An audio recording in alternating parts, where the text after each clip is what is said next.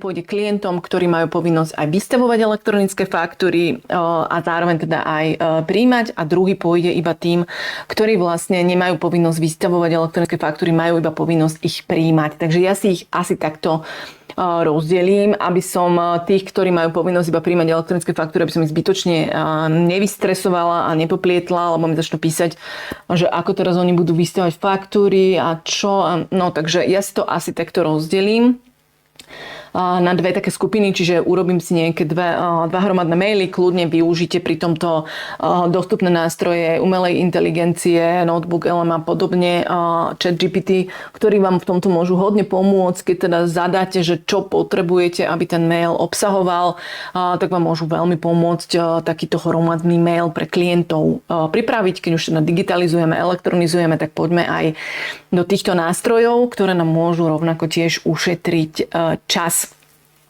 No, takže to je prvá časť toho e-mailu, že ktorým ich nejak všeobecne budeme informovať, že ktorá z tých povinností v rámci elektronickej fakturácie sa ich teda týka, a potom budeme ďalej teda ich informovať, že čo to pre nich aj teda pre nás znamená v nejakom nastavení našej ďalšej spolupráce. Takže tá druhá časť toho e-mailu by mala byť venovaná tomu, že ako teda by mali vlastne postupovať pri výbere toho digitálneho poštára.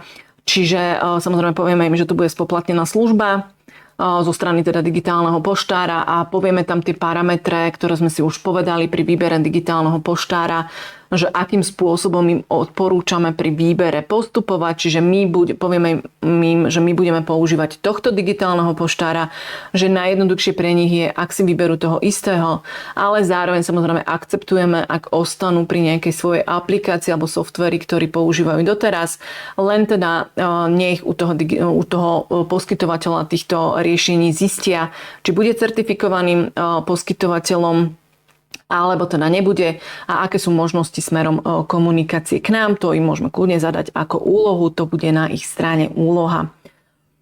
No, to bude tá skupina, ktorá teda má aj vystavovať, aj prijímať. Zároveň ich teda upozorníme na to, aby si preštudovali nejaké obchodné podmienky.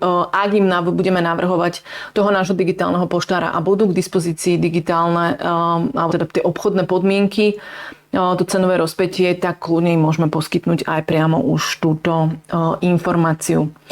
Tá skupina, ktorá bude iba potrebovať zabezpečiť digitálneho poštára pre prijímanie, tí sú jednoduchší, tým teda môžeme navrhnúť, že buď môžu používať tie elektronické schránky webové, alebo nejakú jednoduchú aplikáciu, do ktorej nás pozvú a ktoré si budeme my iba stiahovať ich prijaté faktúry. Ale samozrejme aj týmto môžeme ponúknuť to riešenie, že my využívame služby a teda software, aplikáciu tohto digitálneho poštára, tohto výrobcu, tak akože je tu možnosť pridať sa.